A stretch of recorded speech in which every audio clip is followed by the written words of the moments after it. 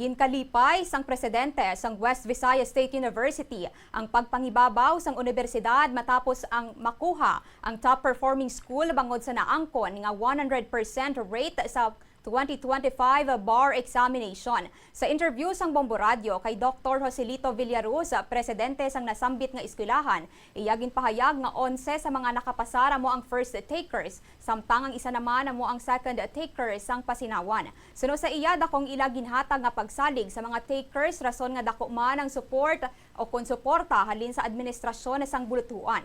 Madumduman nga nagpanguna man ang West Visayas State University sang nagligad nga Desyembre matapos nga nakuha ang top performing school sa secondary kag elementary let ukon licensure examination for teachers.